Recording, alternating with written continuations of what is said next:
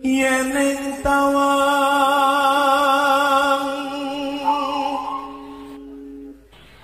ono lintang.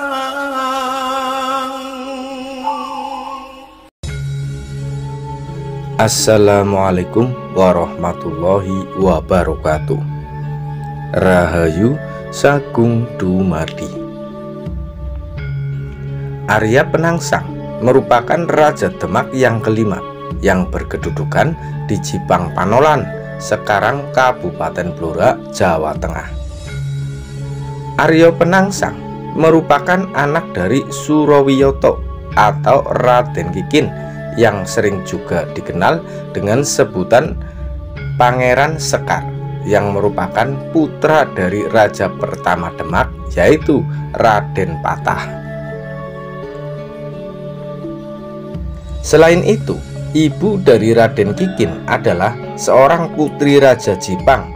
Hal ini membuat Arya Penangsang dapat mewarisi kedudukan dari kakeknya.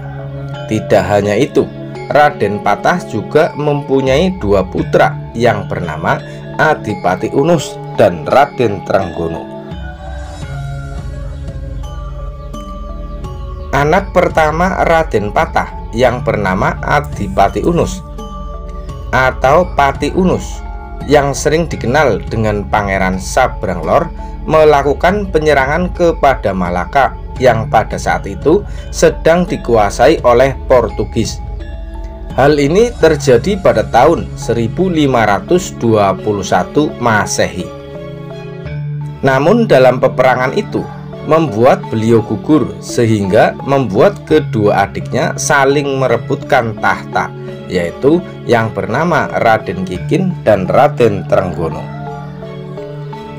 Raden Kikin mempunyai dua putra, yaitu bernama Arya Penangsang dan juga Arya Mataram. Sedangkan Raden Trenggono mempunyai beberapa anak, dan anak pertama yang bernama Raden Mukmin atau dikenal Sunan Prawoto.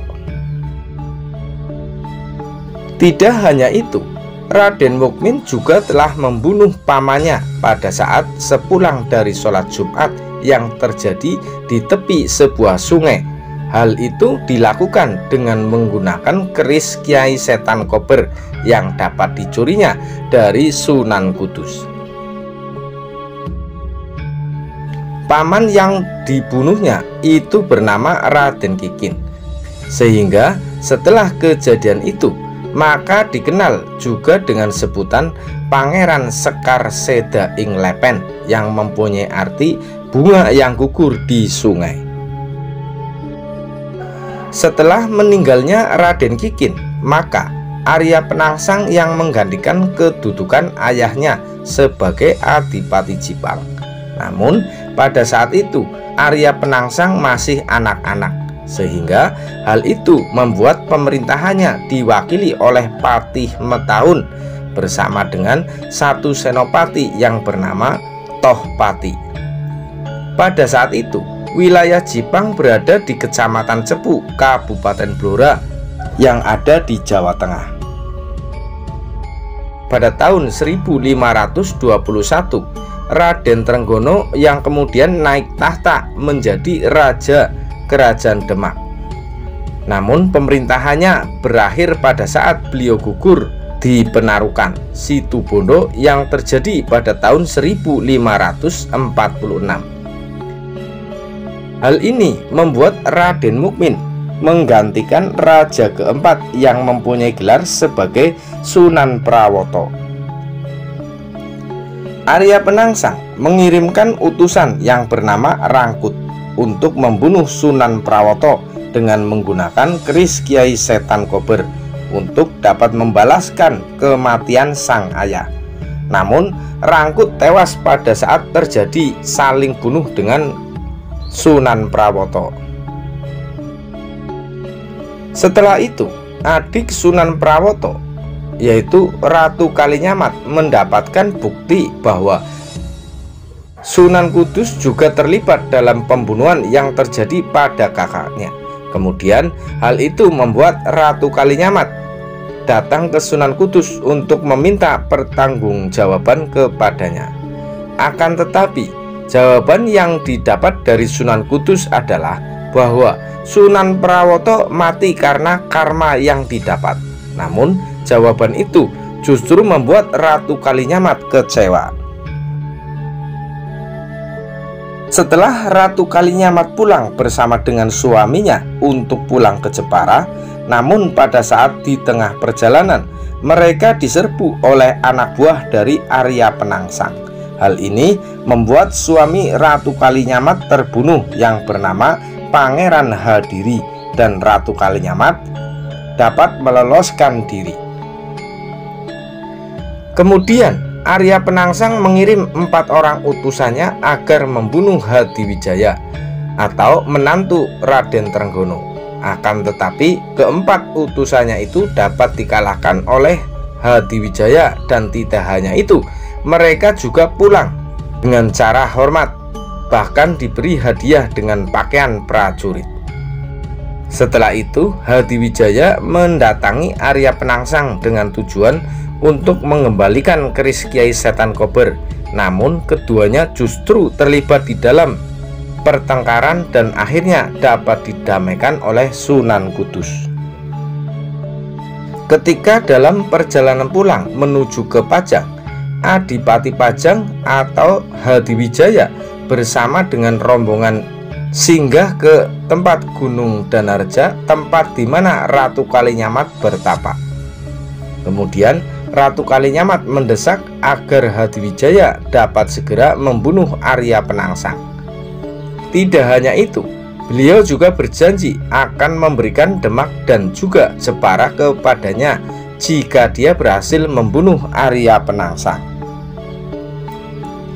Namun karena Hadiwijaya merasa dirinya hanya sebagai menantu dari keluarga Demak, maka beliau enggan melakukannya.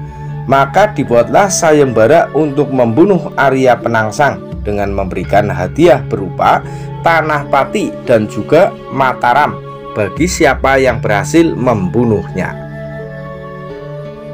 Mendengar hal itu, kakak Hadiwijaya yaitu Ki Ageng Pemanahan dan juga Ki Panjawi merasa tertarik dan ikut serta dalam sayembara itu. Bukan hanya itu, sang putra Ki Ageng Pemanahan juga ikut serta dalam sayembara itu yang bernama Sutawijaya. Melihat hal itu, kemudian Hadiwijaya mengerahkan pasukan Pajang. Bahkan tidak hanya itu, beliau juga memberikan tombak Kiai Pleret agar dapat membantu Ki Ageng Pemanahan dan putranya untuk membunuh Arya Penangsang. Pada saat pasukan Pajang datang untuk menyerang kota Raja Jipang, pada saat itu Pangeran Arya Penangsang sedang berbuka puasa setelah menjalankan puasa yang dilakukan selama 40 hari. Surat tantangan penyerangan yang dilakukan membuatnya tidak dapat menahan emosi, sehingga membuat Arya Penangsang berangkat ke medan perang dengan menunggangi kuda jantan yang mempunyai nama Gagak Rimang. Kuda tersebut dengan kencang mengejar Sutawijaya yang pada saat itu menggunakan kuda betina. Kemudian perang antara pasukan Pajang dengan Jipang terjadi di dekat Bengawan Sore. Di dalam perang tersebut, Arya Penangsang terluka di bagian perut karena tombak yang dimiliki Sutawijaya. Walaupun hal itu terjadi, namun dalam menahan rasa sakitnya itu, Arya Penangsang dapat bertahan dan juga berhasil meringkus Sutawijaya. Akan tetapi pada saat mencabut keris yang akan digunakan untuk membunuh Sutawijaya, justru terpotonglah usus Arya Penangsang yang saat itu dililitkan dalam kerisnya sehingga menyebabkan kematiannya. Dalam peperangan yang terjadi membuat Ki Mentaun dan Patih Jipang juga gugur dan tewas. Namun Arya Mataram dapat meloloskan diri.